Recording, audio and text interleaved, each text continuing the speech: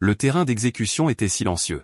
Zummo était agenouillé, les mains liées, sous le poids d'innombrables regards accusateurs. L'accusation? Conspiration pour organiser un coup d'État, mais il restait ferme.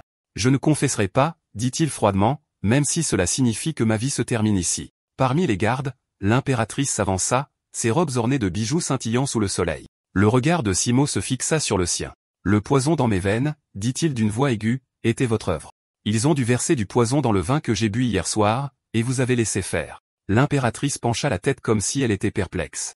Pourquoi une telle surprise? Le ministre a déjà été destitué. Puis, avec un léger sourire, elle prononça des mots qui blessaient plus que n'importe quelle lame.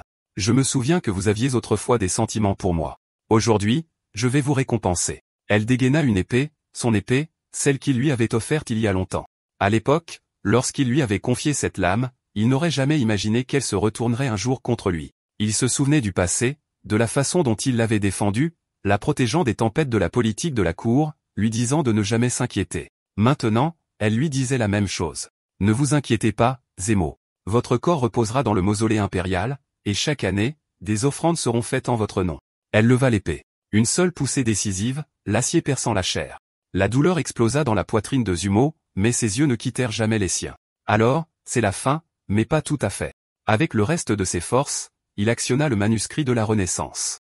Un éclair de lumière l'engloutit. Quand sa vision s'éclaircit, il était dans une petite pièce en bois. Un air différent, une époque différente et un corps différent, celui d'un prince diabolique. Cette fois, il avait un plan.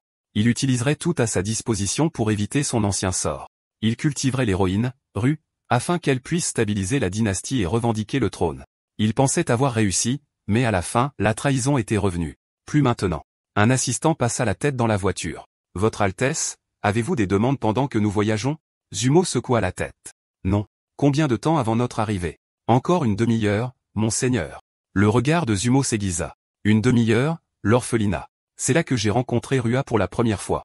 Continuez à conduire, ordonna-t-il. « Oui, monseigneur. » Il savait que Rua était encore une orpheline fragile et impuissante. Dans sa vie précédente, il l'avait élevée. Dans cette vie, il ne le ferait pas. Lorsque la voiture atteignit le refuge, Ro, encore jeune, regarda autour d'elle avec confusion. Les souvenirs affluèrent. Elle avait autrefois été impératrice.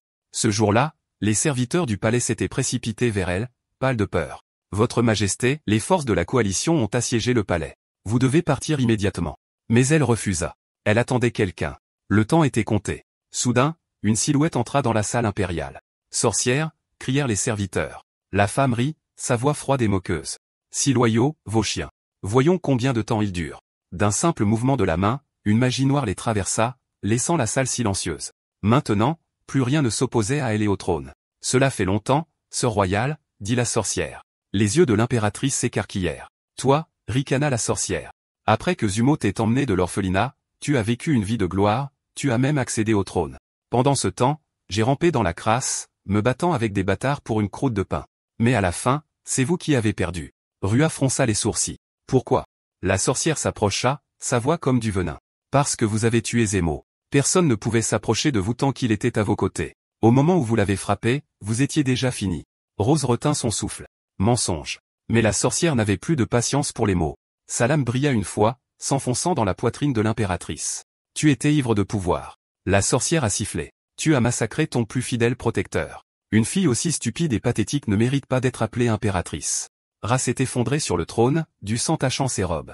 Alors que sa vision s'estompait, une pensée la consumait. Si seulement je pouvais ramener Zummo, si le temps pouvait revenir en arrière. Le cœur de Rua murmurait cette pensée alors que le monde se brouillait autour d'elle. Sa vision s'est estompée un instant. Elle resta figée dans l'abri, incapable de comprendre ce qui venait de se passer. « Roa, ça va ?» Un garçon à côté d'elle demanda, l'inquiétude dans la voix. Sortant de sa panique, Ro lui fit signe de la main. « Je vais bien, » dit-elle rapidement, bien que sa voix tremblait. « Alors dépêche-toi et change-toi avec une tenue propre, » insista le garçon. « Un noble monsieur arrivera bientôt pour emmener l'un de nous. » Rose retint son souffle. Ses paumes devinrent froides. Un noble monsieur, ça doit être lui. Zimmel. Dans sa vie antérieure, il l'avait emmené de cet orphelinat même. Ce moment avait tout façonné. Cela signifiait que cette fois, elle avait une chance de réparer les choses, une chance de le rencontrer à nouveau, une chance de ne pas répéter les mêmes erreurs. La maîtresse de l'abri apparut à la porte. Tout le monde, une fois que vous êtes changé, rassemblez-vous dans la cour avant. Peu de temps après, les enfants se sont rassemblés à l'extérieur. Parmi eux se tenait une fille avec une présence inhabituelle, celle qui, dans le futur, deviendrait la sorcière. Le regard de la maîtresse la trouva. Kaoyom, n'effraie pas les autres avec ton apparence. Va dans la cour arrière. Kao serra ses mains et inclina la tête. S'il vous plaît, maîtresse, laissez-moi rester. Je vais juste m'asseoir dans le coin. Je promets de ne pas embarrasser le noble monsieur. Je veux seulement le voir. Sa voix se brisa de désespoir. La maîtresse fronça les sourcils, mais ne dit rien de plus. Les grandes portes en bois s'ouvrirent en grinçant, et Zumo entra dans la cour. Le parfum de bois de santal le suivait, sa silhouette imposante mais calme. La maîtresse l'accueillit chaleureusement, le guidant à l'intérieur. Le regard de Zumo balaya les enfants. Dans cette vie, pensa-t-il, son chemin et celui de Lura divergeraient, et elle semblait également s'en rendre compte. Nous avons testé l'endurance de tous les enfants, expliqua fièrement la maîtresse. Leurs résultats ont dépassé ceux des jeunes ordinaires, parfaits comme esclaves ou même comme futurs guerriers. Nous avons beaucoup d'excellents choix ici. Puis, avec une lueur d'excitation, la maîtresse pointa du doigt. Les os de cette fille sont particulièrement remarquables. Rua resta immobile, rencontrant les yeux de Zumo avec une détermination intense. Le prix pour elle est plus élevé, ajouta la maîtresse. Mais ça vaut le coup. Je me fiche du prix, répondit Zumo.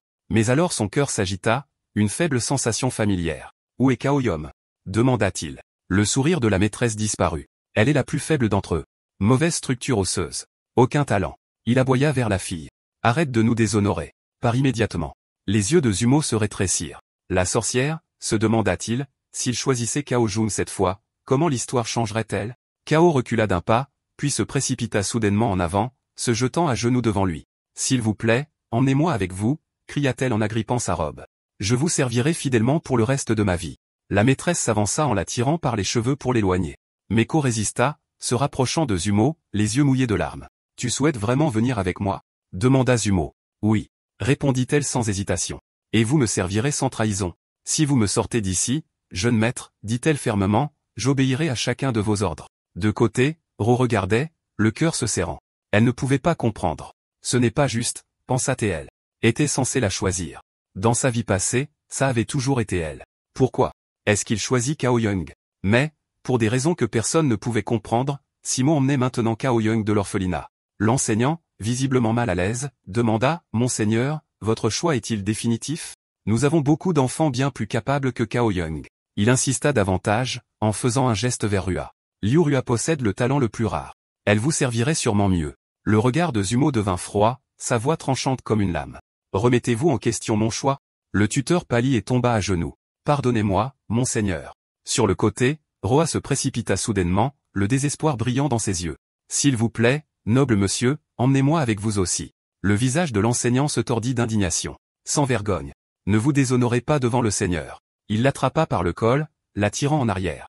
Mais Zumo s'avança, prenant la main de Rose, seulement pour la repousser d'un seul mouvement énergique. Pendant des années dans sa vie passée, il avait gardé cette fille sous son aile, partageant du pain, offrant un abri, mais à la fin, tout cela n'avait servi à rien.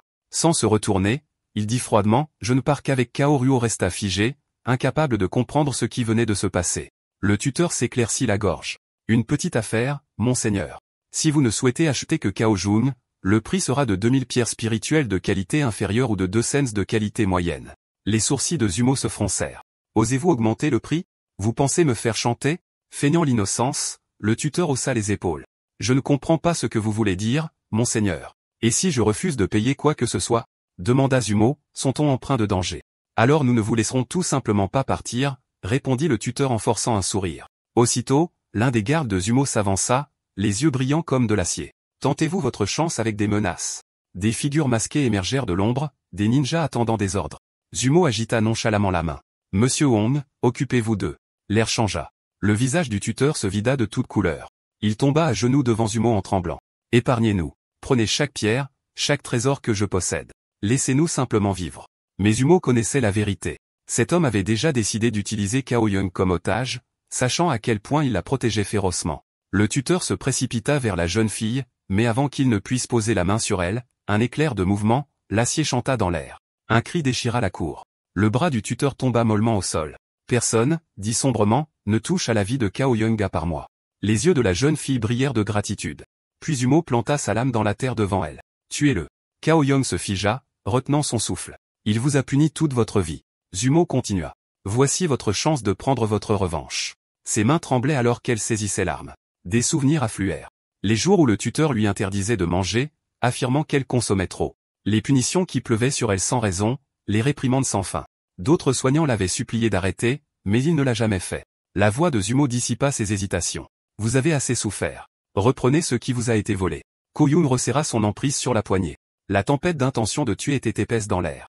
La voix de l'enseignant résonna comme un fouet, aiguë et furieuse. Vous n'oseriez pas me tuer. C'est moi qui vous ai ramassé dans le caniveau, vous ai abrité, vous ai gardé en vie. Sans moi, vous auriez pourri dans une ruelle oubliée il y a longtemps. Ses paroles dégoulinaient d'auto-justice, mais ses yeux brillaient de mépris. Ingrate, j'aurais dû vous abandonner bien avant cela. Les doigts de la jeune fille se resserrèrent autour de la lame. Son regard était froid, mais sa poitrine brûlait d'une rage inexprimée. L'arche de l'épée vers le bas, brillant dans la faible lumière. L'homme recula en criant, si vous me tuez, je vous entrerai pour le reste de vos jours. Finiant. Je préfère mourir plutôt que d'endurer cette douleur. Son épée tomba à nouveau. Le coup final le réduisit au silence pour toujours. De l'ombre, Simo s'avança, sa voix aussi calme que la neige qui tombe. C'est fini. La jeune fille baissa son arme et s'inclina légèrement. Maître, l'ordre a été exécuté. Les yeux de Zumo brillèrent d'approbation. Bien. À partir de maintenant, suis-moi et quiconque ose t'offenser connaîtra une mort si cruelle que son âme en tremblera. À ses côtés, Wang parla prudemment. Jeune maître, qu'en est-il des autres orphelins? Zuma agita la main. Donnez-leur de l'argent. Assez pour survivre s'ils en ont la volonté. Un serviteur se précipita pour obéir. Derrière eux, Liu cria, sa voix tremblant. Elle tendit la main vers eux, mais sentit ses genoux faibles, son esprit déjà ailleurs. Elle avait besoin d'un endroit pour cultiver et reconstruire sa force. Zumo et la jeune fille, Kujun, montèrent dans la calèche. L'homme la regarda avec un léger sourire. Tu as faim? Elle secoua timidement la tête. Pas particulièrement, juste un peu. Il fit glisser plusieurs plats parfumés vers elle. Commence par ceci. Ses yeux s'écarquillèrent devant cette abondance, et elle commença à manger avec une faim irrépressible. Lentement, Zimo murmura, si tu souhaites me suivre, tu dois accepter la suppression de certaines restrictions dans ton corps. Une fois qu'elles prendront effet, tu ne lèveras plus jamais la main contre moi et tu ne désobéiras à aucun ordre.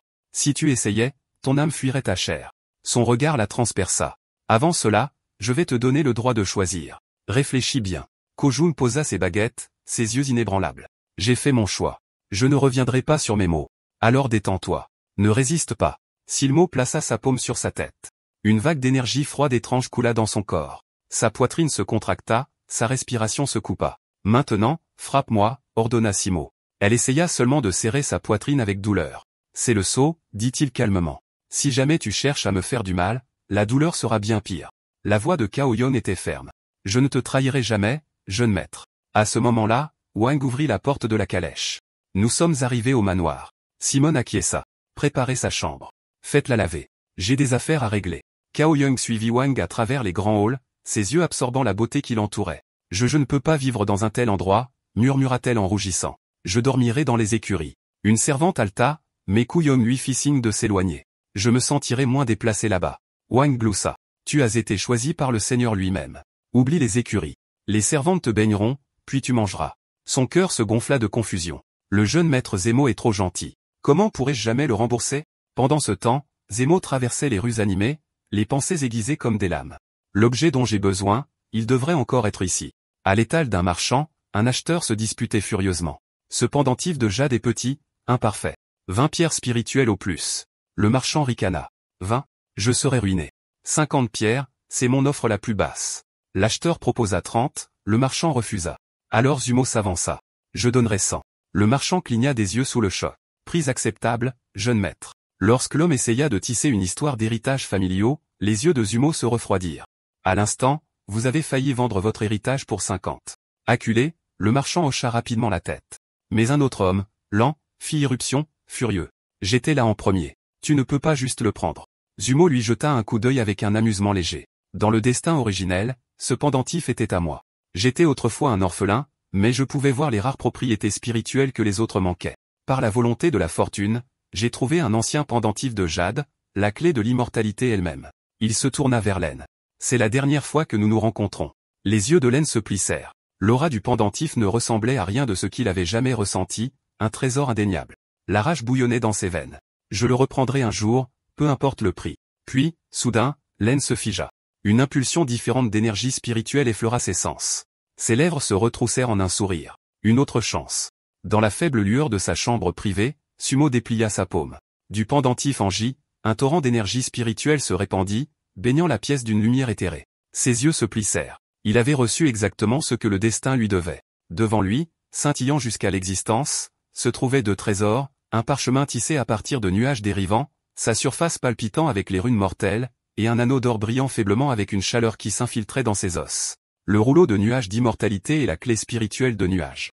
Murmura Zumo, sa voix basse mais tremblant d'excitation contenue. Il pouvait le sentir. L'aura du rouleau pointait vers un royaume spirituel caché. S'il cultivait à l'intérieur, s'il retenait son esprit et endurait les épreuves, il pourrait monter pour apercevoir le royaume des cieux lui-même.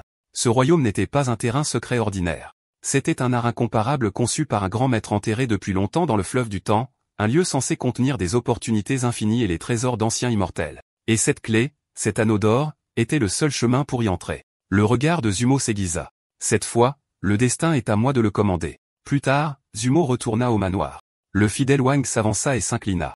Monseigneur, j'ai aménagé une 3e chambre dans l'aile pour nos jeunes invités. Le dîner attend. Dois-je inviter Miss Kwong à se joindre à nous? Simo secoua la tête avec un léger sourire. Non, je la verrai moi-même.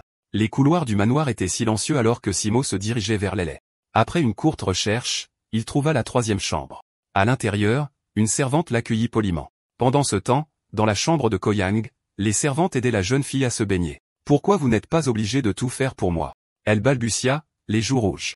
Les servantes échangèrent des regards amusés et se retirèrent. Koyang, maintenant seule, sombra dans l'eau chaude, laissant la chaleur embrasser son corps fatigué. C'était la première fois qu'elle se baignait dans un tel luxe, bien au-delà des cuves en bois glacial de l'orphelinat. Puis des voix à la porte. Le ton de la servante devint respectueux, révérencieux. Le noble seigneur Zumo. Son cœur rata un battement. La panique la voit. Elle chercha ses vêtements. La porte s'ouvrit en grinçant. Zumo entra.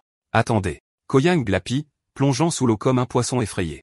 Zumo se figea, momentanément décontenancé. Ses lèvres se courbèrent en un léger sourire d'excuse. Pardonnez-moi, je n'aurais pas dû entrer si brusquement. Quelque temps plus tard, Koyang émergea maintenant vêtue de beaux vêtements. Elle s'inclina légèrement. Désolé de vous avoir fait attendre. Le regard de Zumo s'attarda. Cette tenue, elle vous va bien. Ses joues se réchauffèrent. Merci, jeune maître. Venez, dit-il en se tournant vers le couloir. Nous mangeons d'abord. Alors il y a quelque chose d'important que nous devons faire. La salle à manger était lumineuse avec des serviteurs alignés de chaque côté. Des plateaux de délices fumants bordaient la table. Les yeux de Koyang s'écarquillèrent. Son estomac grogna audiblement. Qu'est-ce que tu attends? Demanda Zumo avec un léger sourire narquois. La nourriture ne restera pas chaude éternellement. Elle n'avait pas besoin qu'on le lui dise 2 fois. Elle attaqua les plats avec une faim débridée. Mademoiselle, veuillez ralentir. Tu pourrais t'étouffer. Un serviteur s'inquiétait. Koyang dévorait bouchée après bouchée, sa vitesse laissant même Zumo momentanément sans voix. Quand elle a finalement reposé ses baguettes, elle s'est frotté le ventre timidement. Je ne mange généralement pas autant. Zumo gloussa. Wang, dit au cuisinier de garder les portions grandes. 3 repas par jour. Wang s'inclina. Oui, monseigneur. Quand ils ont fini de manger, Simuel l'a conduite dans une chambre tranquille. De sa manche, il sortit le rouleau de nuages de l'immortalité, ses runes tourbillonnant comme une brume flottante. Koyang, dit-il solennellement, étudie ceci. À l'intérieur se trouve une connaissance au-delà de l'imagination. Si tu peux le maîtriser, alors l'avenir changera d'une manière que même moi je ne peux pas prédire. Elle l'accepta avec des mains tremblantes. Ailleurs dans la ville, un marchand fouillait dans un tas de bibelots brisés. Son visage s'assombrit quand il aperçut les restes brisés d'un bracelet de jade. Imbécile imprudent. Il se maudit lui-même. Je ne pensais même pas qu'une telle chose pouvait contenir quelque chose de précieux. Un aîné de la secte du roi Tang passait par là et s'arrêta en entendant l'homme. Vous voulez dire que rien n'a été trouvé dans la ruelle? Le marchand se raidit, s'inclinant rapidement. Aîné, ces mots ne vous étaient pas destinés. L'aîné s'accroupit, son regard perçant. Dites-moi, avez-vous vu un porte-clés en jade quelque part? Les yeux du marchand s'écarquillèrent. L'image dans son esprit était claire. Il l'avait déjà vu. C'était celui que Zumo avait vendu il n'y a pas si longtemps. Dans la chambre calme, le parfum du vieux parchemin se mêlait à de faibles traces d'encens. Zumo était assis les jambes croisées, étudiant le rouleau ancien, ses caractères d'encre palpitant faiblement d'intention spirituelle. Sans lever les yeux, il parla calmement à la fille devant lui. Inspire, attire les forces spirituelles du ciel et de la terre dans tes méridiens. Laisse-les ne faire qu'un avec ton corps. Il comprenait déjà qui elle était vraiment, Koyang, la méchante destinée du conte, née avec un talent extraordinaire. Si elle pouvait vraiment maîtriser ses nouvelles capacités, elle deviendrait une lame plus acérée que l'acier dans sa main. Pourtant, avant que la pensée ne puisse s'installer, le corps délicat de la fille trembla violemment. Ses lèvres s'entr'ouvrirent et elle cracha une bouche pleine de sang sur le sol. Le regard de Zumo se durcit. D'un mouvement fluide, il attrapa sa forme qui s'effondrait dans ses bras, sa voix résonnant d'autorité. Appelez le docteur Jeanne.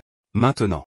Les serviteurs se sont dispersés comme des oiseaux effrayés. Pendant ce temps, loin dans une ruelle sombre et tordue, Lenny sentit une ondulation, une poussée indubitable d'énergie spirituelle émanant de la résidence de Zumo. Il poussa la porte à moitié pourrie, et là elle était, une jeune fille baignée d'un léger halo de lumière spirituelle. Pendant un battement de cœur, il douta de ses yeux.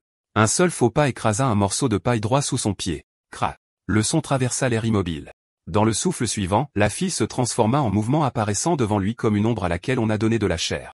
La paille sur laquelle elle se tenait autrefois était maintenant pressée froidement contre sa gorge. « Qui es-tu » Les mains du garçon se levèrent légèrement.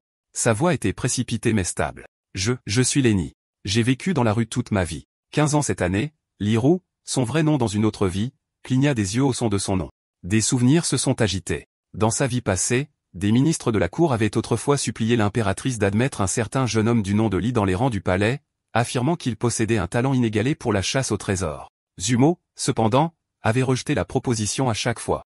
Maintenant, devant elle, se trouvait ce même garçon. Si ses compétences pouvaient l'aider dans la recherche d'artefacts rares, son chemin de cultivation pourrait progresser à un rythme étonnant. Elle retira la paille. Ce n'est que maintenant que Lenny réalisa que ce n'était pas une lame du tout. « Tu veux me tenir compagnie » demanda-t-elle. Sa réponse fut immédiate. « Volontiers. » De retour dans la chambre de Zumo, le docteur Jeanne examinait Cao Yong avec des yeux graves. Son corps est en effet béni avec un don mystérieux, murmura-t-il, mais son état est grave. La forme spirituelle de son corps a été affaiblie à un degré dangereux. Cela explique son appétit insatiable. La voix de Zumo était coupée. Est-elle prête pour la cultivation? Le docteur Jeanne réfléchit. Je peux préparer une potion pour la stabiliser, mais le processus sera atroce et seulement un répit temporaire. Pour la guérir complètement, noble seigneur, vous devez obtenir une herbe extrêmement rare, l'herbe de jade de chair glaciale. Leur nom envoya une vague froide à travers les pensées de Zumo. Il a remercié le médecin, l'escortant personnellement à la sortie. Puis il s'est tourné vers Cao Yong, qui était déjà assise, les yeux vifs. Tu as tout entendu sur ton corps et le traitement. Elle est descendue de sa couchette. Jeune maître, je m'entraînerai plus dur que jamais. Son expression s'est assombrie. Ce sera une douleur que tu n'as jamais connue. Son regard n'a pas vacillé. Je n'ai pas peur. Si cela me rend utile, je l'endurerai. Sumo l'a étudié un long moment avant de dire doucement. J'espère que tes paroles ne sont pas vaines. Demain, nous marcherons ensemble. Elle a baissé la tête. Oui, maître. De sa manche, il a sorti une petite bourse. Le pollen à l'intérieur atténuera ta douleur. Utilise-le à bon escient. Elle l'a accepté à 2 mains, la gratitude brillant dans ses yeux. Cette nuit-là, sous la faible lueur de la lampe, Cao Yong était assis seul. Elle a dénoué la bourse, inhalant son léger parfum rafraîchissant. Ses lèvres se sont légèrement courbées. Son jeune maître lui avait personnellement donné ceci, mais sa joie fut de courte durée. Une soudaine douleur aiguë a déchiré son corps. Elle a serré les poings. Ce doit être la douleur dont le docteur Jeanne a parlé. Le lendemain matin, dans la salle à manger, elle a dévoré sa nourriture avec une faim vorace. Somo, assis à proximité, a regardé en silence jusqu'à ce qu'elle lève les yeux avec un sourire penaud. Merci, jeune maître, pour les délicieux plats. Mange plus lentement, répondit-il uniformément. Quand elle fut enfin rassasiée, il prit sa main. Tiens bon ou tu vas perdre ton repas. Avant qu'elle ne puisse poser de questions, sa silhouette s'est estompée. Le vent rugissait à ses oreilles alors qu'il traversait les couloirs vers le monde extérieur plus vite que ses yeux ne pouvaient suivre. Ils se sont arrêtés au pied de la montagne du dragon de jade. Il y a un endroit caché ici, expliqua Sumo. À l'intérieur, nous pourrions trouver l'herbe de jade à la chair glacée. Son souffle est devenu rapide. Le voyage avait épuisé ses forces. Mais juste au moment où il s'apprêtait à avancer, un grognement guttural bas brisa le silence de la montagne. De derrière un bosquet épais, le visage grognant d'une bête a émergé, ses yeux brûlant d'une fureur primitive. Elle s'est jetée. Kuyang a bougé instantanément, se plaçant entre Zumo et le danger. Jeune maître, soyez prudent. Pourtant, dans son cœur, une graine de doute a germé. Puis-je vraiment le protéger seul? L'air scintillait faiblement alors que le noble seigneur Zumo levait sa paume, des fils de pouvoir mystique ondulant du bout de ses doigts. D'un ton calme et impérieux, il a dit, nous sommes bien chanceux de trouver des fleurs d'ambre sanglant dans cet endroit abandonné. La bête n'a pas entièrement consommé leur essence. Avant même que Kuyong ne puisse l'interroger, le squelette blanchi du tigre, encore chaud de son dernier souffle, s'est effondré en poussière sous le sort de Zamo. Ensuite, comme si les cieux eux-mêmes avaient rembobiné le temps, le péché de Scarlett a commencé à s'enrouler sur l'os, une chair fraîche se tricotant. Les yeux de Kuyong s'écarquillèrent, son souffle coupé dans sa gorge. Elle n'avait jamais été témoin d'une telle sorcellerie. Zumo se tourna vers elle, son ton calme mais teinté de satisfaction. C'est le manuscrit de la Renaissance au travail. Un léger sourire effleura ses lèvres. Et ce soir, nous dînerons de viande de tigre pas comme les autres. D'un geste de la main, il accueillit plusieurs feuilles d'ambre brillantes sur les tiges des fleurs, leur lumière cramoisie dansant dans la lumière du jour déclinante. Nous passerons la nuit dans la grotte locale, dit-il, comme s'il énonçait un décret immuable. La fille acquiesça, traînant la carcasse du tigre par sa queue épaisse alors qu'il se dirigeait à l'intérieur. À l'intérieur de la caverne, la lumière du feu léchait les murs de pierre tandis que la viande grésillait sur les flammes. Ko-jun était assise les jambes croisées, les yeux fixés sur le processus de cuisson hypnotique. Soudain, la voix de Zimo brisa le silence. « Fille, fais attention à ta respiration. » La gravité soudaine de son ton la fit se raidir. Elle se tourna vers l'entrée de la grotte, son regard captant de faibles silhouettes se déplaçant contre la brume nocturne. « Maître, qui sont-ils » chuchota TL. Les yeux de Zumo se sont plissés. « Des disciples de la secte, dit-il lentement. Étrange de les voir ici si près de la montagne du dragon de jade.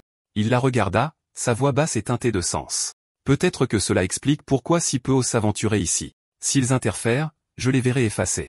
Ailleurs, au plus profond de la forêt, Liu était accroupie dans l'ombre, les yeux fixés sur les mêmes disciples de la secte. C'était la 3e fois qu'elle croisait leur chemin dans cette région, et le nombre de cultivateurs ici lui faisait hocher la tête. Le nid, sa fidèle compagne, a appelé de derrière, « Maîtresse, il y a des traces de bataille à proximité. » Les pupilles de Liu se sont contractées. Elle pouvait le sentir, les auras mixtes d'herbes de jade et d'ambre sanguin persistant dans l'air. Une telle énergie ne pouvait venir que de la secte ou de Zumo lui-même, murmura-t-elle. Sa décision fut instantanée. Elle avait besoin d'un fourneau alchimique maintenant pour raffiner les élixirs avant qu'il ne soit trop tard. Sans un mot, elle partit en courant. « Maîtresse, attendez. Où êtes-vous ? Si tu as peur de la nuit, alors reste. » cria-t-elle par-dessus son épaule. Lenny hésita, la peur lui picotant la peau, mais elle était déjà partie, s'enfonçant plus profondément dans les bois éclairés par la lune. Les lumières du matin se sont répandues sur une fissure dans la paroi de la grotte, effleurant le visage de Kui-Yong. Elle remua seulement pour trouver son corps lourd, ses membres douloureux comme s'ils étaient liés par des chaînes invisibles. « Ça doit être à cause de mon dernier entraînement, » murmura-t-elle. Zimo lui jeta un regard entendu. « En quelques jours, tu as atteint le 6e niveau de purification du chi, dit-il. Mais ton corps souffre de cette douleur. À ce rythme, tu vas te paralyser. » Puis sa voix s'adoucit en un ordre. « On y va maintenant. » Avant de partir, il lui tendit une petite bouteille. « Pendant ton prochain entraînement, bois ça. Ça atténuera la douleur. » Elle baissa la tête et remercia, serrant fermement la fiole alors qu'il s'aventurait plus profondément dans la forêt. « Maître, demanda-t-elle en chemin, quelle est la valeur du fourneau d'alchimie que nous recherchons ?» Les yeux de Zumo brillèrent. « Il est d'une qualité supérieure à la plupart. Si ma mémoire est bonne, nous sommes proches. Mais attention, le fourneau est gardé. Le serpent de jade ne permettra pas d'intrusion. » Avant qu'elle ne puisse répondre, des cris aigus résonnèrent à travers les arbres venant de la direction du fourneau. L'expression de Zumo s'assombrit. Il se déplaça silencieusement à travers les broussailles et se figea. Là, dans une clairière, une lame à la main, était déjà engagé dans une bataille imprudente avec le serpent de jade. Le serpent s'enroula et frappa, projetant le garçon dans les airs. Pourquoi le personnage principal de ce roman est-il ici ? Pensa Zimo brusquement. Les crachats du sang-mai se releva en fixant le serpent. Sa maîtresse était partie depuis trop longtemps. Il tuerait cette bête lui-même. Idiot, cria Zumo depuis l'ombre. Tu es trop imprudent. Mais les n'entendit rien. Sa lame brilla alors qu'il rugissait. Cette fois, je vais t'achever. Pourtant, au moment où l'acier rencontra l'écaille, quelque chose d'invisible intervint. Le corps du garçon fut projeté de côté comme une poupée de chiffon, s'écrasant violemment contre un mur de pierre déchiqueté. Son souffle se coupa dans sa poitrine alors que la douleur traversait ses côtes. Le serpent rampa vers l'avant, ses énormes anneaux ondulant avec une grâce mortelle, sa langue allant et venant avec un sifflement irritable, ses pupilles dorées fixées sur lui, prédateur à prier, réduisant la distance centimètre par centimètre.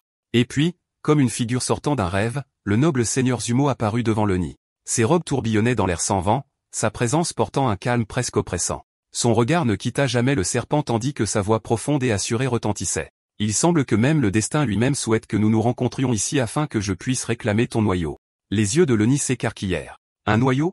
Mais ce qui l'étonna encore plus, c'est de voir le serpent canaliser subtilement le pouvoir spirituel. Sous ses yeux, un noyau spirituel chatoyant se manifesta dans le corps du serpent, brillant faiblement d'une teinte émeraude. Les sourcils de Lord Zumo se froncèrent. Il n'y avait aucune admiration dans ses yeux, seulement une légère déception.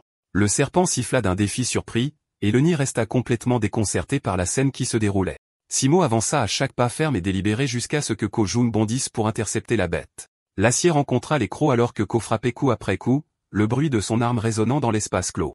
Mais la férocité du serpent était implacable. Ses crocs se lancèrent vers elle, chaque coup imprégné d'une intention meurtrière. Finalement, les mouvements de Kuo faiblirent. Sa respiration s'accéléra, ses gardes glissèrent et le serpent se jeta. Ses crocs étaient à un cheveu de sa gorge lorsque la main de Lord Zumo se projeta vers l'extérieur. Un seul coup de magie, déclara-t-il froidement, suffira à te détruire. Un éclair de lumière spirituelle aveuglante éclata. Quand elle se dissipa, le corps du serpent resta immobile, sa tête sans vie sur le sol. Le noyau, pur, intact, flotta doucement dans la main de Zumo. Lenny se précipita aux côtés de Cao Young, l'inquiétude gravée sur ses traits. « Tu es blessé ?» Elle baissa les yeux, honteuse. « J'ai été trop négligente, jeune maître. Je m'excuse. » Mais Zumo secoua la tête. « Non. C'est grâce à vous que j'ai pu extraire le noyau en parfait état. » Son ton passa à celui d'un enseignant transmettant la vérité. Si le serpent avait tourné tout son désespoir vers moi, il aurait libéré du venin dans le noyau, ruinant sa pureté. Mais quand il vous a vu, il s'est accroché à l'espoir, et ainsi, j'ai pris le noyau indemne. Ko écoutait avec des yeux brillants, suspendus à chacun de ses mots. L'expression de Zumo s'adoucit légèrement. Tu as bien travaillé. Maintenant, nous soignons tes blessures, puis nous avançons. Son cœur s'emplit de joie. Rare était le jour où son jeune maître offrait des éloges. Mais tout le monde ne partageait pas sa joie. Depuis un coin sombre, le cœur de Lenny brûlait de rage. Que faisait ce noble seigneur ici, s'immisçant avec tant d'audace dans leur combat? Se pourrait-il qu'il connaisse lui aussi le four d'alchimie caché dans ses bois? Lenny écarta cette pensée. La survie avant tout. Il ne doit plus se faire prendre. Mais avant qu'il ne puisse s'éclipser, Zumo était soudainement devant lui, sa présence coupant tout échappatoire. « Où cours-tu » Lenny balbutia, la sueur perlant à son front. « Nulle part, je ne suis pas pressé du tout. » Le regard de Zumo était glacial. « Où est ta compagne, Liru » Les yeux de Lenny s'agitèrent avant qu'il ne marmonne. Elle s'est enfuie. Une dernière question vint, tranchante comme une lame. « Les cultivateurs de la secte, les as-tu vus » Lenny pointa rapidement le chemin qu'ils avaient emprunté. Mais à son malaise, Silmo se tourna dans la direction opposée, droit vers la grotte où Liru se cachait maintenant. À l'intérieur de la grotte, les pas de Sumo résonnaient doucement jusqu'à ce que l'odeur métallique du sang l'atteigne. Plus profondément, il trouva la source. Des piles de restes humains jonchaient le sol en tas grotesques, la puanteur s'accrochant à l'air comme une malédiction. De toute sa vie, Zilmo n'avait jamais vu un tel carnage. Ceux-ci portaient les marques de la secte Lelan. Mais pourquoi des disciples des premiers et deuxième stades de cultivation étaient-ils ici dans la montagne du dragon d'émeraude face à une bête spirituelle dont la puissance éclipsait tellement la leur? C'était imprudent au point d'être fou.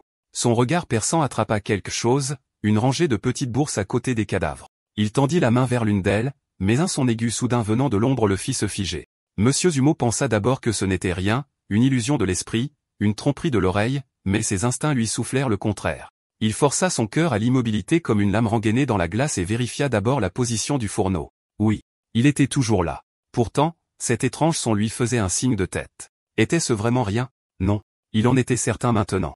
Il ne l'avait pas imaginé. Sans hésitation, Monsieur Zumo s'avança plus profondément dans la grotte. Une brume froide s'accrochait aux parois déchiquetées. L'air était épais de silence. Rien ne bougeait, rien ne remuait. Et puis un cri perçant aigu déchira le calme, un cri timide. Les yeux de Zumo se plissèrent.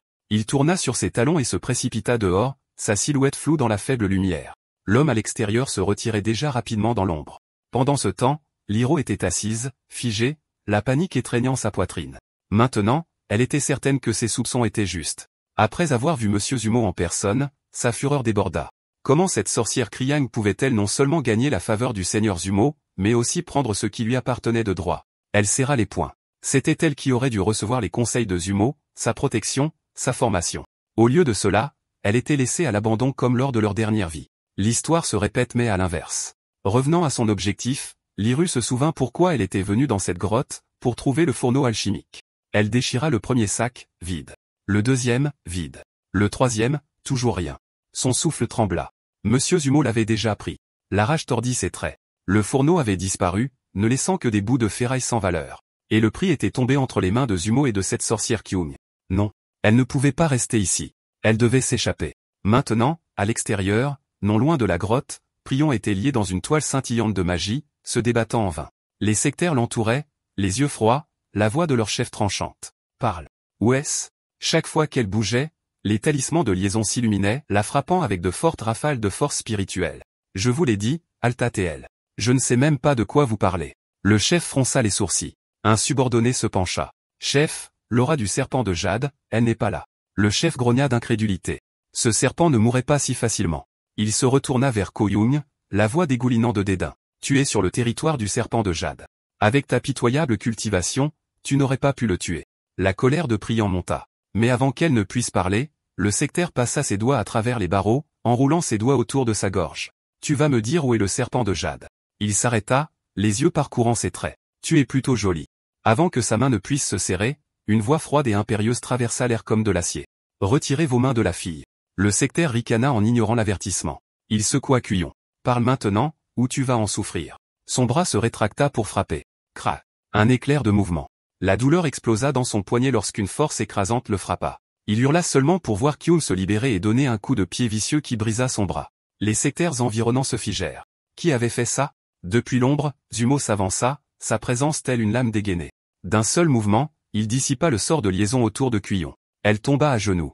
Pardonnez-moi, jeune maître. Elle respira. Je les ai laissés m'attraper. Le sectaire grogna, se précipitant vers Zumo à une vitesse fulgurante. Zumo baissa légèrement la tête, les yeux aussi perçants que ceux d'un prédateur. Vous avez cherché ce combat. Maintenant, vous allez le supporter. D'un simple mouvement de sa manche, des talismans éclatèrent dans l'air, scellant une barrière protectrice autour de Kryon. Les sectaires tentèrent d'avancer et se figèrent sous le choc. Notre énergie spirituelle est scellée? Les lèvres de Kuyan se courbèrent légèrement. Derrière lui, une vague d'intention de tuer déferla. L'énergie spirituelle de Kuyan s'embrasa, formant une lance scintillante dans ses mains. Ses yeux se durcirent. Laissez-en un en vie, ordonna Tsimu. Oui, jeune maître. Elle se déplaça comme un éclair, des coups de lance mêlés de fureur. Un par un, les sectaires tombèrent, leurs cris résonnant dans la forêt. Finalement, elle se tint devant leur chef, celui qui avait osé lui saisir la gorge. Sa prise se resserra, son regard brûla. Toi, siffla-t-elle, tu vas regretter de m'avoir touché. La fille voit le chef de la secte par la jambe, sa prise inflexible comme du fer, et le traîna vers l'avant. Jeune maître, dit-elle avec un sourire fier. Je me suis occupé des sectaires restants. D'un coup sec, elle jeta le chef malmené aux pieds de Zemo. L'homme était allongé là, à peine conscient, son souffle rauque. Priant s'avança, tendant un paquet de fournitures. Mais Zemo agita simplement la main. Garde-les pour toi, dit-il calmement. Puis, d'un mouvement de ses doigts, Zemo conjura un vortex tourbillonnant de QI, un tourbillon tordant d'énergie pure qui bourdonnait d'une force mortelle. Il jaillit, engloutissant le chef de la secte. Le corps de l'homme se courba, ses yeux s'écarquillant tandis que la douleur le transperçait. À partir de maintenant, la voix de Zumo était froide, chaque mot comme une lame. Vous répondrez à chaque question que je pose. Il ne perdit pas de temps. Votre nom? La panique du chef fut immédiate. Pourquoi avez-vous tué mes disciples? Cria-t-il en tremblant. Puyan pencha légèrement la tête, l'air perplexe. Sans un mot, elle invoqua sa lance d'énergie, l'arme dorée se matérialisant avec un crépitement aigu. Elle s'avança, son ombre tombant sur l'homme. Mon nom est YI, lâcha-t-il enfin. Je suis un fidèle disciple de la secte Lilan. Le regard de Zumo s'aiguisa. Quelles affaires la secte Lilan a-t-elle dans les montagnes du dragon de Jade? YI hésita puis parla rapidement. Nous sommes venus chercher le royaume secret de Yanling. Les pupilles de Zumo se rétrécirent. Le royaume secret de Yanling? Comment avez-vous même appris son existence? Demanda-t-il. La secte du roi. Balbutia YI. Leurs anciens ont commencé à répandre des rumeurs, des murmures d'un royaume caché. Zumo insista, son ton devenant menaçant. Alors, où la secte du roi Tang a-t-elle obtenu ces informations? Mais YI secoua désespérément la tête. Je n'en sais rien de plus. L'expression de Zumo se durcit. D'un mouvement brusque, il jeta YI au sol. L'homme se releva en titubant, agrippant les robes de Zumo. Épargnez-moi, je vous en prie. Je vous supplie. Pardonne-moi, dit Zumo doucement. Mais aujourd'hui est le jour où tu quittes ce monde. Non. Attends. Il était trop tard. Une décharge de magie létale traversa l'air et le corps de Yui s'effondra sans vie. Priant se tenait à proximité, son expression illisible observant l'acte sans broncher. Une fois que ce fut fait, Simo posa une main sur son épaule. Il est temps de partir. Elle acquiesça silencieusement, se mettant au pas à côté de lui. D'un arbre non loin de là, Linji expira de soulagement. Enfin, ils sont partis. Mais au moment où il s'est déplacé, son pied a glissé. Crash. Il est tombé lourdement au sol, gémissant. Presque instantanément, Luru apparut devant lui, les yeux brillants. Linji, sais-tu quelque chose sur le royaume secret de Yanling? Demanda-t-elle. Sa fureur était palpable. Elle le releva d'une tirée brusque. Mets-toi en marche. Nous les suivons vers l'est, mais gardons nos distances. Nous ne devons pas être vus. Je dois savoir où se trouve le royaume secret. Pendant ce temps, Zimo et Kuyang étaient assis au fond d'une grotte. Le noble seigneur entretenait un feu crépitant, sa chaude lueur dansant sur les parois rocheuses. À côté de lui, un four alchimique palpitait de lumière alors que Zimel travaillait, canalisant des techniques complexes pour réveiller ses attributs. Enfin, un léger miroitement ondula à travers le four. La potion pour Kuyang était presque prête. Tout ce qui restait à faire était de laisser le bouillon s'épaissir. Dehors, des pas approchaient. Kuyang entra, tenant 2 carcasses de lapin fraîches. Jeune maître, dit-elle légèrement, nous devons être proches de notre destination. J'ai même croisé quelques cultivateurs en chemin, mais ses yeux se plissèrent. Qu'est-ce qui te tracasse? Il y a des questions encore obscures, admit Simo, le regard distant. Kuyang sourit faiblement. Alors écoutez ceci, j'ai appris quelque chose d'utile. D'après ce que j'ai entendu, les disciples des 3 grandes sectes convergent vers le royaume secret. Non seulement cela, mais leurs propres maîtres de secte sont venus dans les monts Jade Dragon. Les yeux de Zumo s'écarquillèrent. Les maîtres en personne? Elle acquiesça. Cela a commencé lorsque l'aîné de la secte du roi Tang est allé voir un marchand, le même marchand que vous avez visité à la recherche d'une bague de jade. Quand il est revenu, tous ces hommes ont commencé à agir. Les pensées de Zumo tourbillonnaient. Les taudis, la bague de jade, l'aîné, le royaume secret de Yanling. Il réalisa que maintenant, en allant dans les taudis, il avait revendiqué une opportunité destinée à l'inné. Ce simple pas avait déclenché la chaîne d'événements qui avait conduit l'aîné de la secte du roi Tang à découvrir le royaume secret. Alors que Zumo réfléchissait, Kyun-fi retire les lapins en lui en offrant un. Pas encore, murmura-t-il. Elle haussa les épaules et mordit dans le sien avec un appétit débridé, écoutant tranquillement pendant qu'il parlait. L'odeur de viande rôtie emplit bientôt la grotte, et elle en arracha un autre morceau, le lui tendant avec un sourire. À ce moment, Zumo se souvint du four. À présent, la potion devrait être complète. Se relevant rapidement, il alla vérifier. L'élixir de guérison pour Kriang serait bientôt prêt. Le couvercle du four d'alchimie du dragon s'ouvrit en grinçant et un flot de lumière rougeâtre aveuglante jaillit comme l'aube se levant sur un champ de bataille. La vapeur monta en spirale en volutes chatoyantes, emportant avec elle une chaleur qui semblait empreinte d'une puissance ancienne. Les yeux de Zumo se plissèrent. Ambre de sang. Ce qui n'avait été qu'une simple potion à l'intérieur s'était transformé, affiné en une véritable pilule magique de la teinte la plus rare. Les gravures de dragons du four semblaient presque s'agiter de satisfaction, leurs écailles gravées scintillant comme si elles reconnaissaient le succès de l'alchimie. Avec des mains fermes, Zimel prit les pilules du four et les glissa dans une bourse de soie, chaque mouvement délibéré comme s'il touchait des fragments des cieux eux-mêmes. Sans réfléchir, il lança une pilule vers Cao Jung. « Ceci, dit-il d'une voix calme et profonde, est votre récompense. » Ses yeux s'écarquillèrent. Au moment où la pilule toucha sa paume, ses lèvres se courbèrent en un sourire éclatant et débridé. « Merci, jeune maître. » dit-elle, la joie débordant dans sa voix. Mais le ton de Zemo devint sévère. « Si vous souhaitez me rester utile, Cao Jung, vous devez devenir plus fort. » Elle inclina la tête sans hésitation. « Je comprends, jeune maître. » Satisfait, Simo s'allongea, ses cheveux noirs se répandant sur la literie comme de l'encre. « 8 jours, dit-il uniformément. C'est tout ce que tu as. L'entrée du royaume secret de Yanling s'ouvrira alors, et avec la clé, nous pourrons entrer. » La voix de Cao Jung résonna de détermination. « Je m'entraînerai dur pour vous, jeune maître. À partir de maintenant. » Elle se lança immédiatement dans la pratique jusqu'à ce qu'un fort gargouillis trahisse son estomac. Ses joues se colorèrent légèrement et, avec un regard timide, elle se retira pour faire rôtir le lapin de plus tôt. Au moment où l'odeur de viande carbonisée emplit la grotte, Simo était déjà plongé dans une profonde méditation. Au loin, à l'extrémité orientale de la chaîne de montagnes du dragon de jade, 3 maîtres de secte et leur suite se tenaient devant un ancien portail enveloppé d'une lumière tourbillonnante. Un ancien se tourna vers l'ancien Tang. « Cette fois, vous avez vraiment accompli beaucoup. » Tang fit un geste de la main avec désinvolture. Une simple coïncidence. Rien de plus. Un autre ancien éclata de rire. Avec cela, l'entrée du royaume spirituel secret est fermement entre les mains de notre alliance de 3 anciens. Ils savaient tous que même Zumo avec son anneau de jade ne les dépasserait pas sans être contesté. Les yeux du 3e ancien brillaient. Avec la puissance combinée de nos 3 sectes, le succès est inévitable. Les lèvres de Tang se retroussèrent en un sourire entendu. Le royaume de Yanling est vaste, plus qu'assez d'opportunités pour nous 3. Leurs rires résonnèrent à travers les montagnes alors qu'ils se dirigeaient vers leur destin. Pendant ce temps, Kuyong se réveilla dans la grotte, désorienté. « Est-ce que cela fait déjà 8 jours ?» demanda-t-elle.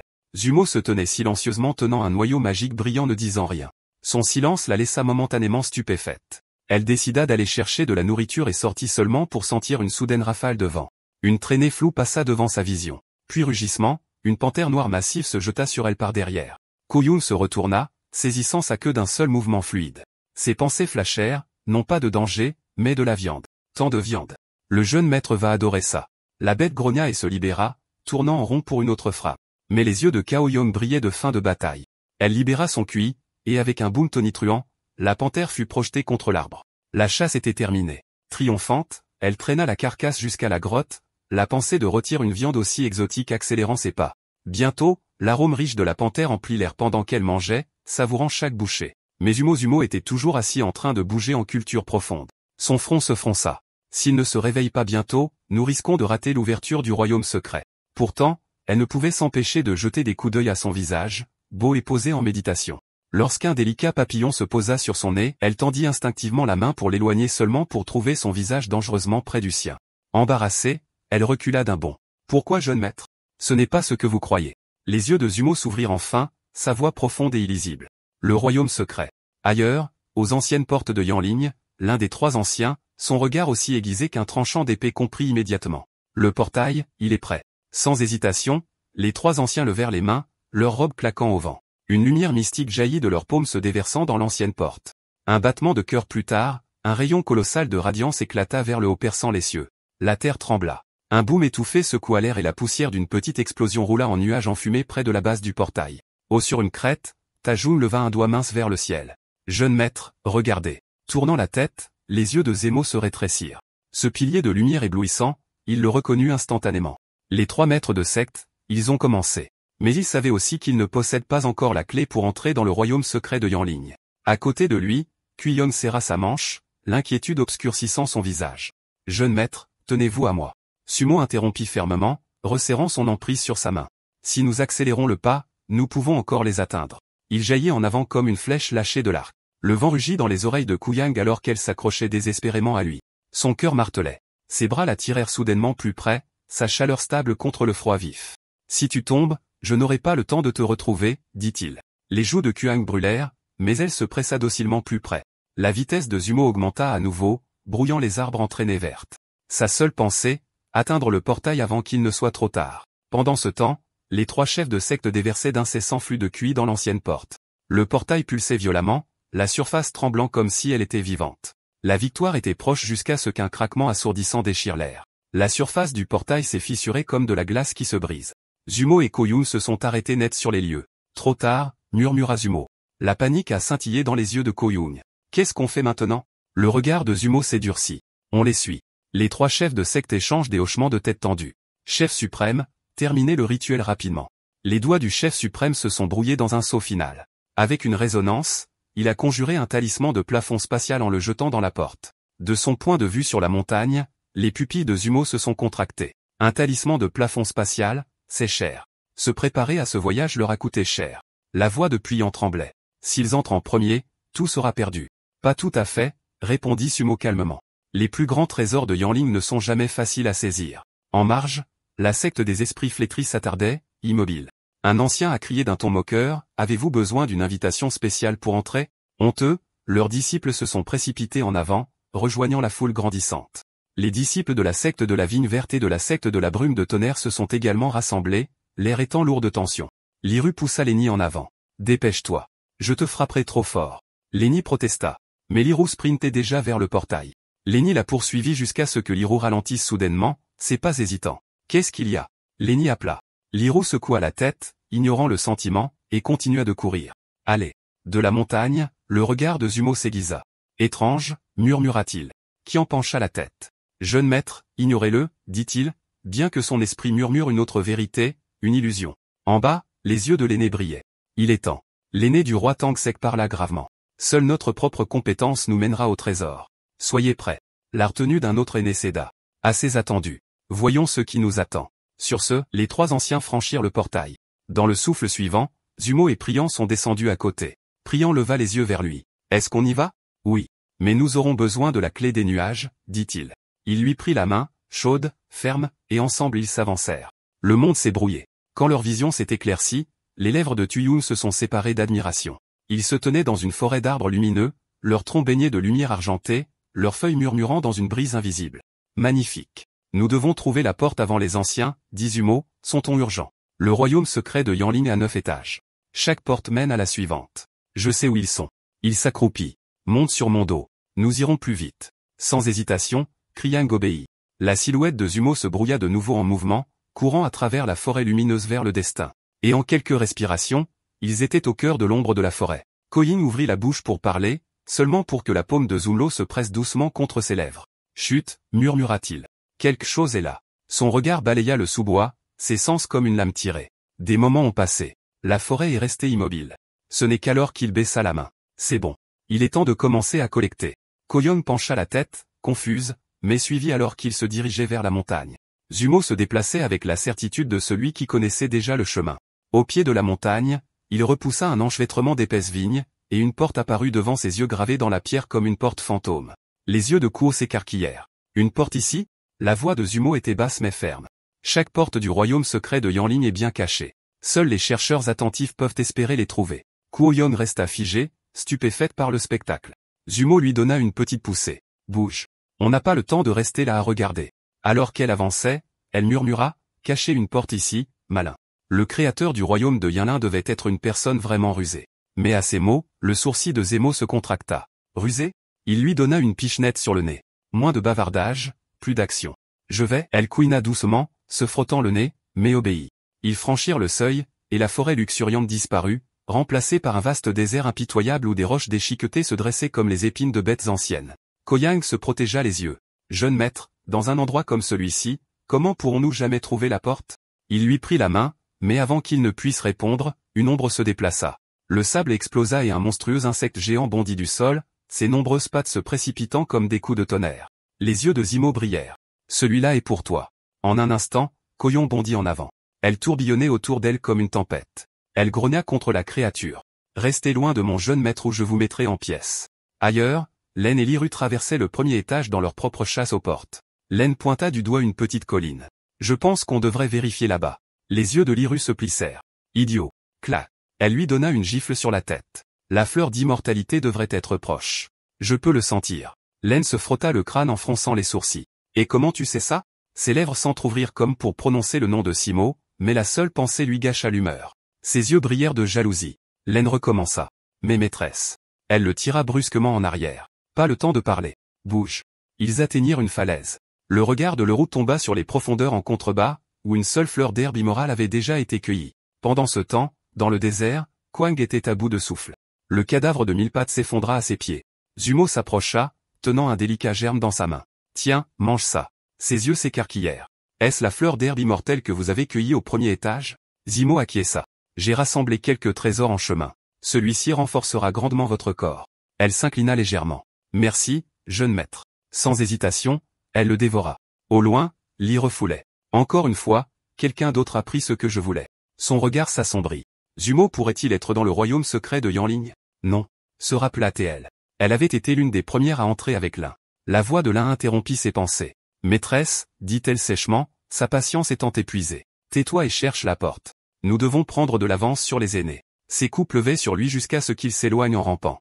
De retour dans le désert, Koyom faisait maintenant face à un autre insecte. La voix de son jeune maître traversant la chaleur. Trop lent. Concentrez-vous. Frappez de gauche puis de droite. Ce n'est qu'alors que vous briserez sa défense.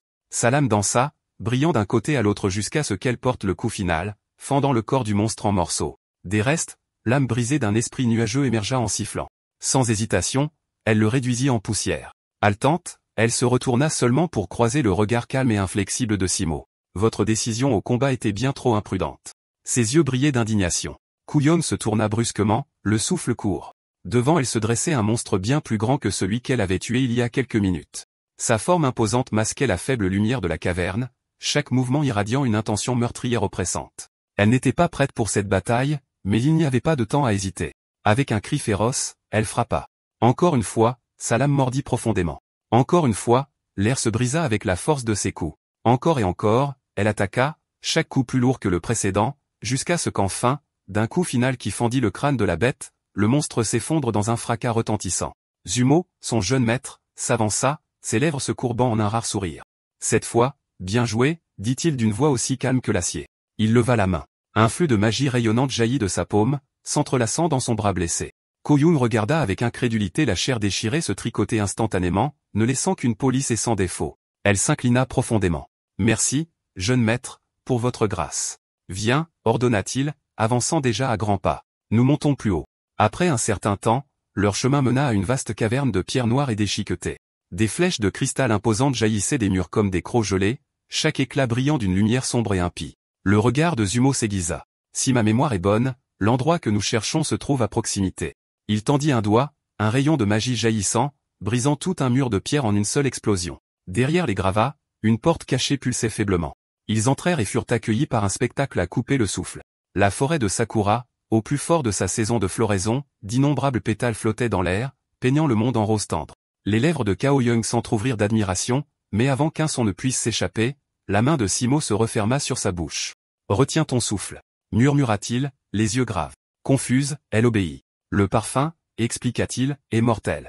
Une respiration trop profonde et le poison arrêtera votre cœur. Une barrière scintillante d'air pur se forma autour d'elle. L'horreur apparut dans ses yeux alors qu'elle murmurait, du poison d'une telle beauté. Zumwil cueillit une seule fleur, son parfum enivrant même à l'intérieur de la barrière. Pour un maître du poison, dit-il doucement. C'est un trésor qui vaut plus que l'or. Elle écouta, fascinée par ces mots, jusqu'à ce que son estomac la trahisse avec un faible grognement. Zumo haussa un sourcil. Fin, rouge, elle hocha la tête. Un portail scintilla et apparut devant eux. Nous nous reposerons au 4e étage, dit-il. Mangez. Reprends des forces. Nous avons encore un long chemin à parcourir. Loin de la forêt, à l'entrée du royaume secret, la voix d'un ancien tonna de fureur. 2 heures et vous ne trouvez toujours pas la porte? Ses disciples s'inclinèrent bas, le visage pâle. Ancien, le royaume de Yanling est illimité. Chercher la porte, c'est comme chercher une aiguille dans un silence. L'ancien claqua. Nous n'avons pas d'autre choix que de l'utiliser. Les autres anciens se figèrent.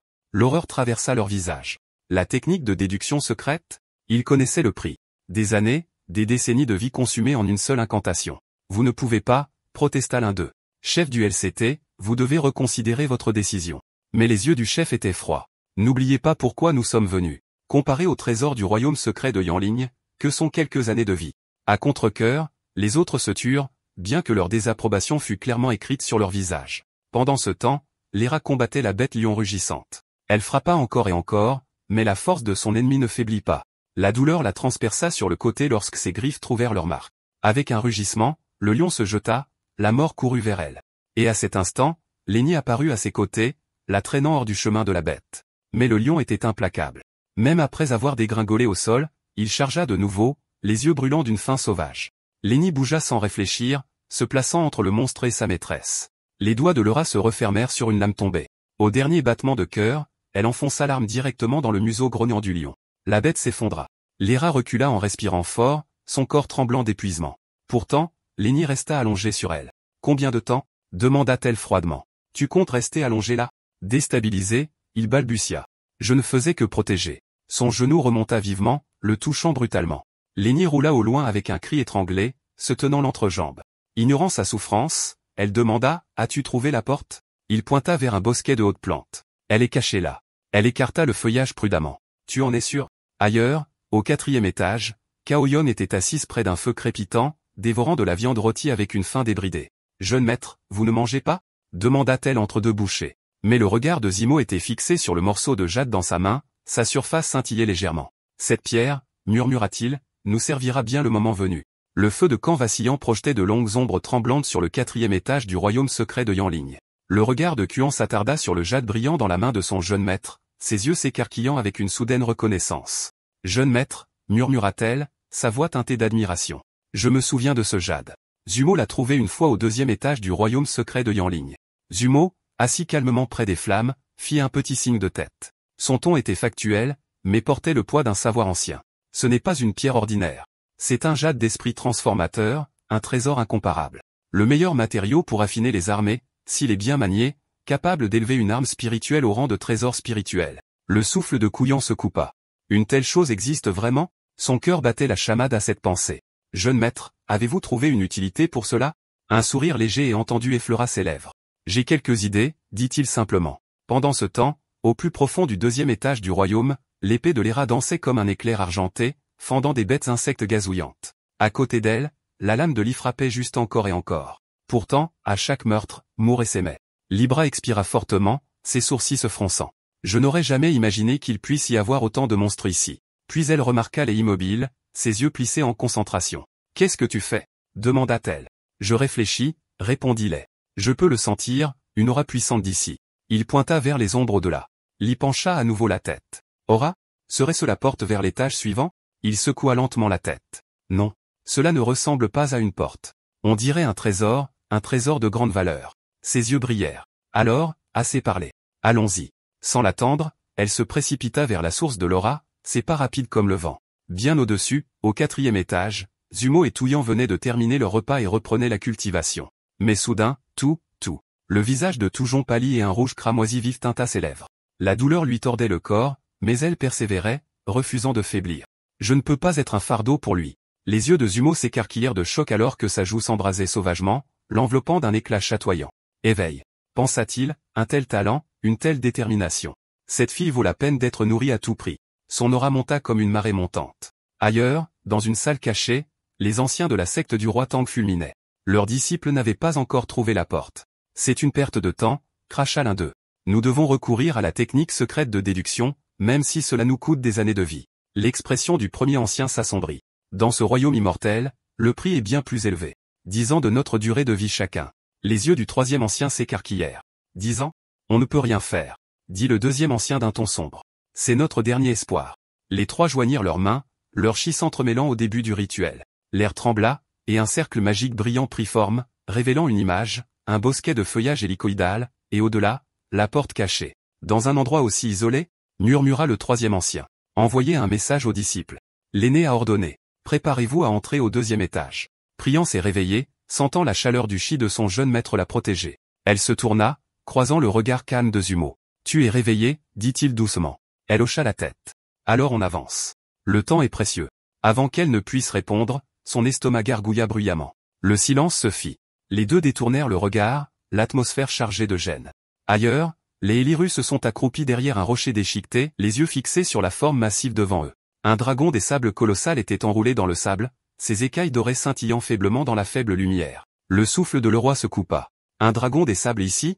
Impossible. De telles créatures sont d'une rareté inimaginable. Des souvenirs ont fait surface, la voix de Zumo, lui parlant autrefois de cette bête. Elle secoua la tête, se forçant à revenir au présent. Les remarqua le changement dans son expression. Qu'est-ce qui ne va pas? Elle ne répondit pas à sa question. Au lieu de cela, elle dit doucement, sous la grotte de ce dragon se trouve un jade légendaire d'esprit de transformation. Les yeux de Lys s'écarquillèrent devant sa certitude. Mais comment entrer sans alerter la bête? Elle murmura. Il leva la main pointant dans l'ombre devant. Regarde là. Les regards de Liru et Liné se tournèrent vers le ciel alors que plusieurs traînées de lumière fendaient les cieux, descendant comme des lances divines. Leur cœur tremblait. Seuls les aînés pouvaient produire un tel éclat. Dans l'instant suivant, trois personnages vénérables atterrirent à proximité, leurs robes flottant avec une autorité immortelle. L'aîné de la secte du roi Tang balaya son regard acéré sur la terre, les lèvres se retroussant en un mince sourire. Mon intuition ne m'a jamais fait défaut, déclara-t-il. Ils viennent d'entrer dans la grotte où sommeillent les pierres précieuses. Mais avant que ces mots ne puissent s'estomper, l'arrivée soudaine des trois aînés envoya des ondulations de puissance à travers la terre, réveillant le dragon qui dormait à l'intérieur. Avec un rugissement tonitruant, la bête surgit des profondeurs, son corps écailleux comme une montagne vivante d'or et d'obsidienne. Les aînés se figèrent à mi-pas, leurs yeux s'écarquillant d'incrédulité à la vue de la créature monstrueuse.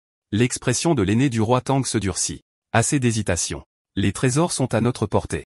Seule cette bête se dresse sur notre chemin.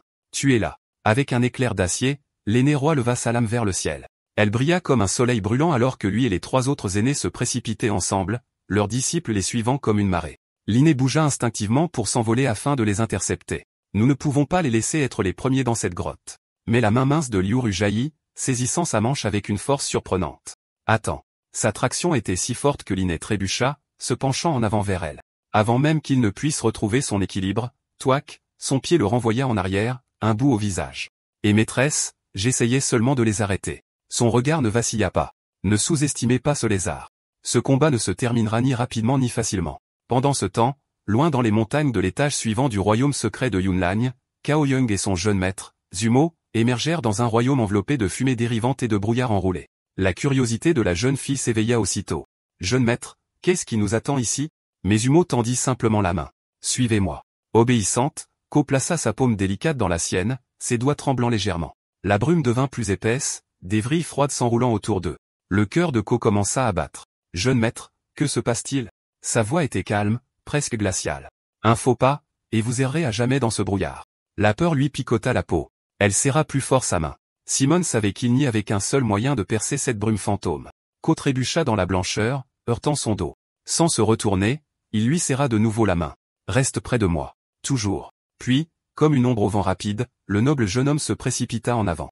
Séo dut s'accrocher désespérément à son bras pour ne pas tomber et disparaître dans le brouillard. Enfin, le voile blanc se sépara, révélant une vaste cascade rugissante devant eux. Les yeux de Zumo brillaient.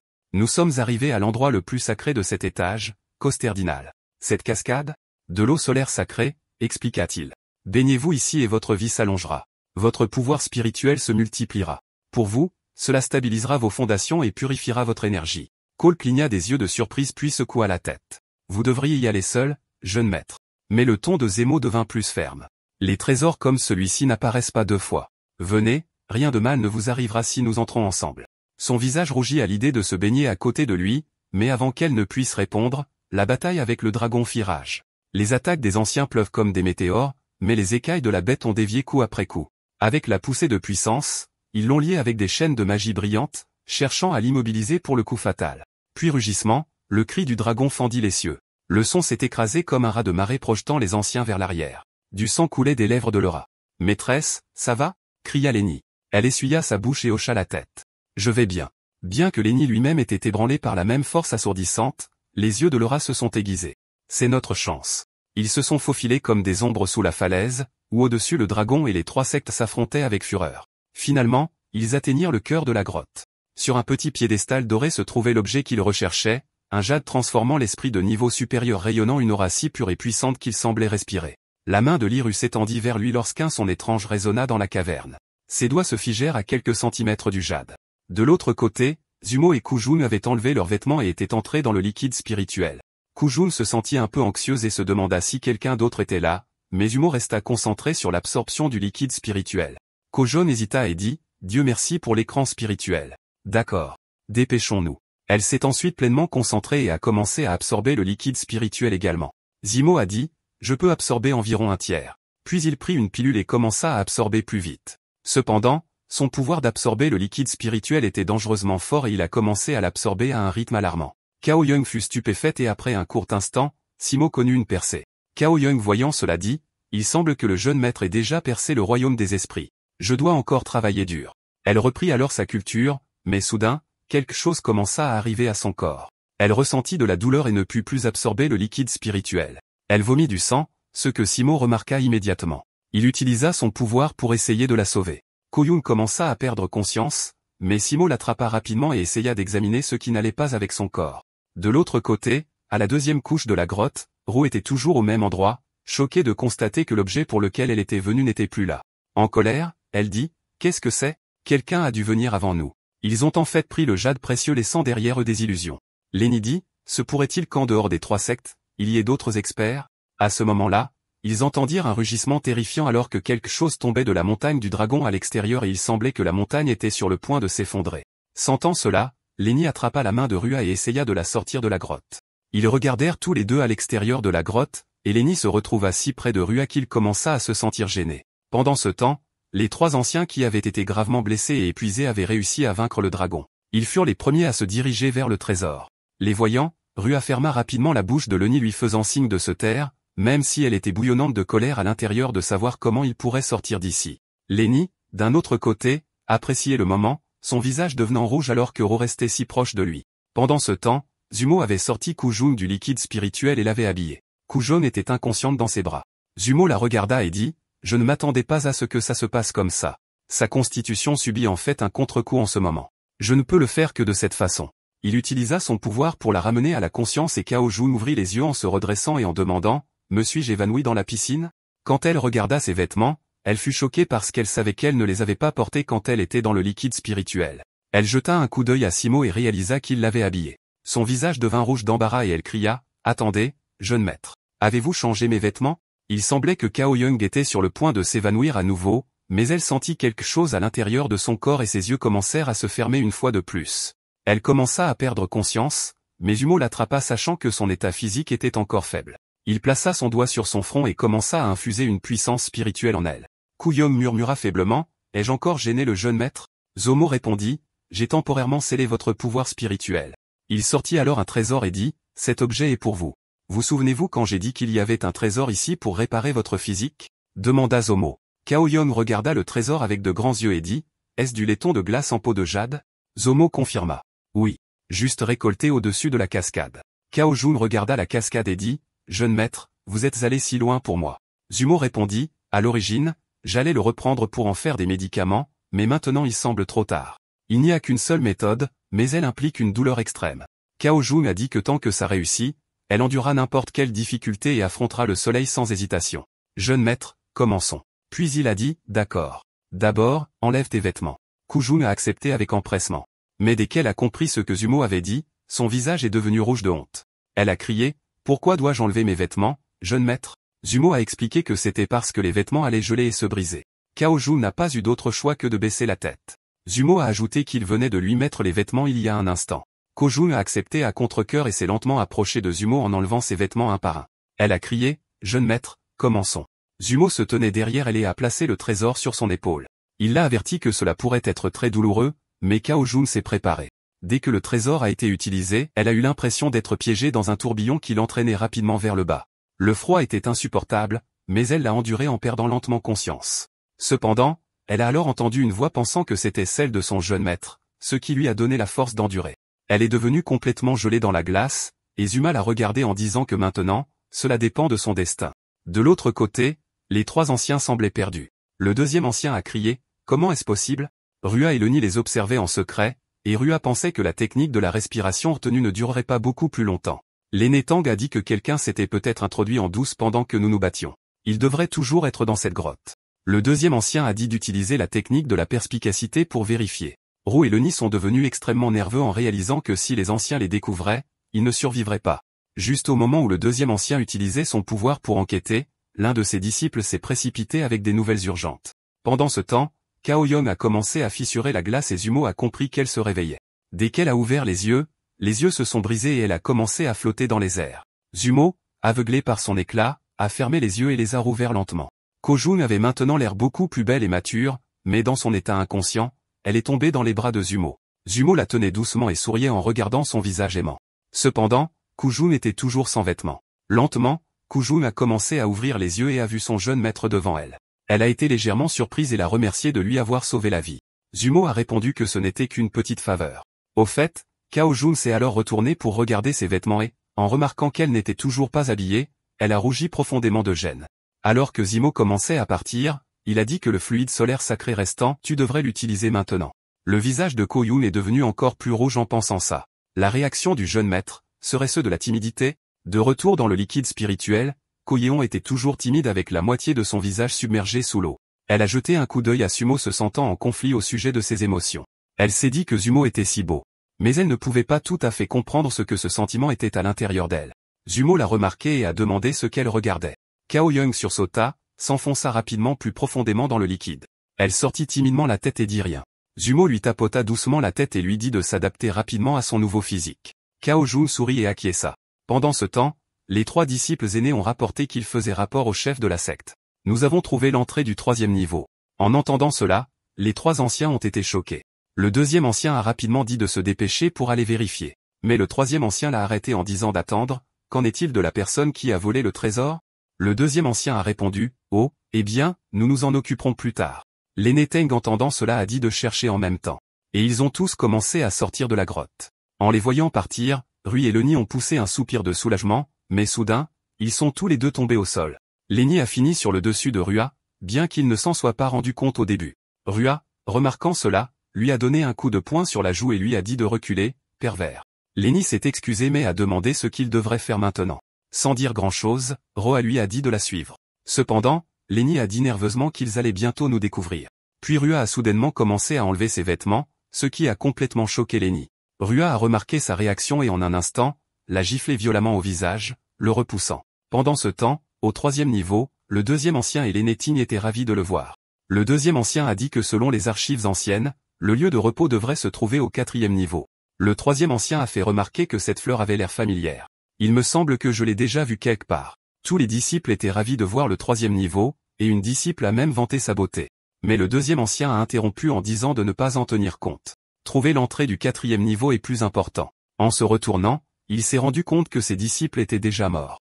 Pendant ce temps, d'autres disciples se battaient entre eux. Voyant cela, le troisième ancien s'est souvenu de quelque chose et a dit qu'il se souvenait maintenant. C'est la fleur de parfum d'illusion, hautement toxique. L'aîné Ting a ordonné aux disciples restants de se couvrir rapidement le nez et la bouche avec quelque chose. Juste à ce moment-là, le deuxième ancien a frappé le troisième ancien au visage et le troisième ancien a demandé avec colère ce qu'il essayait de faire. L'aîné Ting s'est joint à la mêlée et a attaqué le troisième ancien avec le deuxième ancien, et ensemble, ils l'ont battu sévèrement. Le troisième ancien a demandé un temps mort, et le deuxième ancien a dit à Sanchang de sortir rapidement ses trésors cachés. Le troisième ancien, maintenant épuisé, a dit de ne pas les cacher ou il devra tout expliquer ici. En entendant cela, l'ancien Ting a récupéré un trésor, un talisman Linklin, capable d'éliminer toutes les restrictions et toxines. Je n'ai que celui-ci. Le deuxième ancien a dit, maintenant que nous en sommes là, nous ne pouvons pas nous soucier de tout ça. Le troisième ancien s'est tourné vers ses disciples et a dit, oui, pour les disciples. Le deuxième ancien a utilisé le talisman immédiatement. Pendant ce temps, Cao Jun était sorti de la piscine de liquide, avait mis ses vêtements et s'était dirigé vers Zumo. Zumo a observé, il semble qu'elle ait aussi absorbé beaucoup de l'essence du Saint-Soleil. Cao Young surprise a demandé, qu'est-ce qu'il y a jeune maître? Zumo a répondu, allons-y. Nous allons au prochain niveau. Ils ont commencé à grimper vers la cascade, et en arrivant au sommet, ils ont rencontré un monstre, que Zumo a rapidement vaincu. Kujone était complètement stupéfaite. Zumo a dit avec désinvolture, c'était un petit effort. Cao Jun a dit, pour la gentillesse du jeune maître, je ne peux pas la rembourser dans cette vie. Zumo a hoché la tête et a dit, d'accord. La porte est là-bas. Ils se sont dirigés vers la porte, et en marchant, Zumo a ajouté, après le 6e niveau, il n'y a pas beaucoup de danger, plus de trésors et d'opportunités. Pendant ce temps, au 4e niveau, tous les disciples et anciens étaient épuisés. L'ancien Ten a dit, c'est le 4e niveau. Pouvons-nous enfin nous reposer? Le 2e ancien a répondu, frère, ce n'est pas le moment de se reposer. Le 3e ancien a ajouté, c'est vrai. Dépêchons-nous d'aller au prochain niveau. L'essence du Saint-Soleil qui peut guérir les blessures. Pendant ce temps, Rure et Lenny avaient aussi changé leurs vêtements. Rure était concentré sur autre chose pendant que Lenny disait, l'essence du Saint-Soleil, un nom familier. Rure lui a jeté un coup d'œil et a pensé, ce garçon est si stupide. Un moment plus tard, Rua a senti quelque chose d'étrange et a remarqué le changement d'expression de Lenny. Soudain, il l'a attaqué, mais Rua l'a facilement repoussé d'un coup de pied. Elle a ensuite demandé, es-tu plus éveillé maintenant? Lenny, avec un léger rire, a hoché la tête. Ruo a averti, la prochaine fois que tu agiras comme ça, je te laisserai là-bas. Lenny a répondu, si ce n'était pas pour Miss Ruoxu, je ne serais pas arrivé ici. Juste à ce moment-là, Ruo a senti quelque chose et est devenue alerte. Elle a regardé dans une direction en pensant, si je peux obtenir l'essence du Saint-Soleil, ma cultivation peut percer rapidement. Pendant ce temps, au 6e niveau, Zumo et Kojun ont atteint une arène massive. Kojun était étonné et soudain une lumière a clignoté et un homme est apparu, il s'est avéré être une marionnette. Kojun est devenue prudente, mais Zumo a expliqué, ce n'est qu'une marionnette. Cao Jun était encore plus choqué. Comment une marionnette peut-elle ressembler à un humain? Zumo lui a dit qu'il devait le défier pour passer au 7e niveau. La marionnette a dit, battez-moi et vous passerez au 7e niveau. Sinon, je vous tuerai. Zumo a ensuite poussé Kujone en avant en disant, va te battre contre lui. Kujone est entré dans l'arène pour combattre la marionnette tandis que Zumo, avec l'aide de son pouvoir, a invoqué une chaise et s'est assis confortablement en disant, saisis cette opportunité pour te familiariser rapidement avec tes nouvelles techniques et ton esprit. Avant que Cao Yong ne puisse le traiter, la marionnette l'a attaqué par derrière. Mais Cao Yong a facilement esquivé et a compris ce qu'elle devait faire. Pendant ce temps, les 3 anciens avaient atteint le 5e niveau avec leurs disciples. Le 2e ancien a demandé, qu'en est-il de l'essence du Saint-Soleil? Le 3e ancien a dit à l'ancien Teng, frère, ne panique pas. L'essence du Saint-Soleil est rare dans le monde. Comment peut-on la trouver facilement? Le 2e ancien a ordonné, tous les disciples avancent rapidement. Alors qu'ils avançaient, un 3e ancien a essayé de les arrêter en disant, vieil homme, arrête. Ne sois pas impulsif. Juste à ce moment-là, de la fumée a commencé à se répandre et les disciples ont ressenti quelque chose d'étrange. Le 2e ancien a réalisé qu'il y avait un danger et leur a ordonné de former une formation. Pendant ce temps, au 6e niveau, Cao Yeon combattait la marionnette et lui donnait du fil à retordre. Zumo s'est détendu, a regardé le combat et a dit, il change de tactique. La marionnette a continué à attaquer Cao Yeon sans relâche, et l'une des attaques l'a touchée, la faisant tomber. Elle s'est retournée pour constater que la marionnette avait disparu. Soudain, un coup de poing massif venant du ciel s'est dirigé droit sur elle, la frappant directement. Kojun est tombé dans l'arène avec un grand fracas et une lumière vive a clignoté.